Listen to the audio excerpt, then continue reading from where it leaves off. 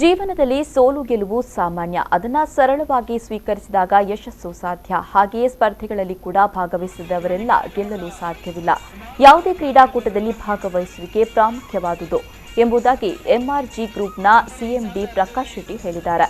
ಅವರು ಪಡುಬಿದ್ರೆಯ ಕಂಚಿನಡ್ಕ ಬ್ಯಾಡ್ಮಿಂಟನ್ ಕ್ರೀಡಾಂಗಣದಲ್ಲಿ ಐಪಿಎಲ್ ಮಾದರಿಯ ಹೊನಲು ಬೆಳಕಿನ ಬ್ಯಾಡ್ಮಿಂಟನ್ ಪ್ರೀಮಿಯರ್ ಲೀಗ್ ಅನ್ನು ಉದ್ಘಾಟಿಸಿ ಮಾತನಾಡಿದರು.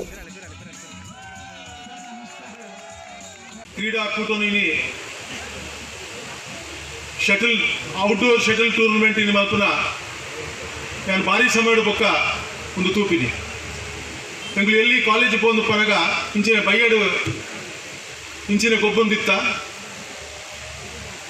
ಭಾರಿ ಸಮಯದ ಬೊಕ್ಕ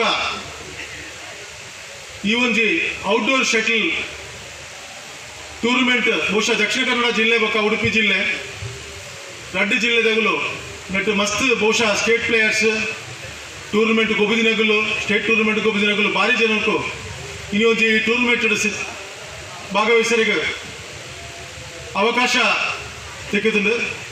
ಈ ಅವಕಾಶ ಚಿಕ್ಕೋಡು ನಾಡ ಬಹುಶಃ ಒಂದು ಘಟನೆಯನ್ನು ಪರವಡಾಪನ ಕಂಚಿನಡ್ಕ ಬ್ಯಾಡ್ಮಿಂಟನ್ ಟೀಮ್ ಸಾರಥ್ಯದಲ್ಲಿ ಸತತ 3ನೇ ವರ್ಷದ ಬ್ಯಾಡ್ಮಿಂಟನ್ ಪಂದ್ಯಾಟದಲ್ಲಿ ಐಪಿಎಲ್ ಮಾದರಿಯಲ್ಲಿ 10 ತಂಡಗಳಲ್ಲಿ ರಾಜ್ಯಮಟ್ಟದ ಬ್ಯಾಡ್ಮಿಂಟನ್ ಆಟಗಾರರು ಪಾಲ್ಗೊಳ್ತಾ ಇರುವ ಪಂದ್ಯಾಟದ ಉದ್ಘಾಟನಾ ಸಮಾರಂಭದಲ್ಲಿ 60ರ ಸಂಭ್ರಮದ ಪ್ರಕಾಶ್ ಶೆಟ್ಟಿ ಅವರನ್ನ ರಾಜ್ಯೋತ್ಸವ ಪ್ರಶಸ್ತಿ ಗಳಿಸಿದ ಹಿನ್ನೆಲೆಯಲ್ಲಿ ಹಾಗೂ ರಾಷ್ಟ್ರಮಟ್ಟದ ಬ್ಯಾಡ್ಮಿಂಟನ್ ಆಟಗಾರ ಸಂಜಯ್ ಪಡುಬಿದ್ರೆ ಮತ್ತು ಕ್ರೀಡಾ ಕ್ಷೇತ್ರದಲ್ಲಿ ಯುವ ಪ್ರತಿಭೆಗಳಿಗೆ ಸದಾ ಪ್ರೋತ್ಸಾಹಿಸ್ತಾ ಇರುವ ಗೌತಮ್ ಶೆಟ್ಟಿ ಕುಂದಾಪುರ ಅವರನ್ನ ಕಂಚಿನಡ್ಕ ಬ್ಯಾಡ್ಮಿಂಟನ್ ಟೀಮ್ ವತಿಯಿಂದ ಸನ್ಮಾನಿಸಲಾಯಿತು. ಕಪ್ಪು ಶಾಸಕ ಲಾಲಾಜಿ ಆರ್ ಮೆಂಡನ್, ಉಡುಪಿ ಶಾಸಕ ರಘುಪತಿ ಭಟ್, ಉಡುಪಿ ತಾಲೂಕು ಪಂಚಾಯತ್ ಅಧ್ಯಕ್ಷೆ Neeta Gururaj, Padubidri friends cricket club ಅಧ್ಯಕ್ಷ ನವೀನ್ ಚಂದ್ರ ಶೆಟ್ಟಿ, ಪಡುಬಿದ್ರೆ ಸಿಎ ಬ್ಯಾಂಕ್ ಅಧ್ಯಕ್ಷ ವೈ ಸುಧೀರ್ ಕುಮಾರ್, ಕಾಪು ಕ್ಷೇತ್ರ ಬಿಜೆಪಿ ಅಧ್ಯಕ್ಷ ಪ್ರಕಾಶ್ ಶೆಟ್ಟಿ ಪಾದೆಬೆಟ್ಟು ಹಾಗೂ ಮತ್ತಿತರರು ಮುಖ್ಯ ಅತಿಥಿಗಳಾಗಿದ್ದರು.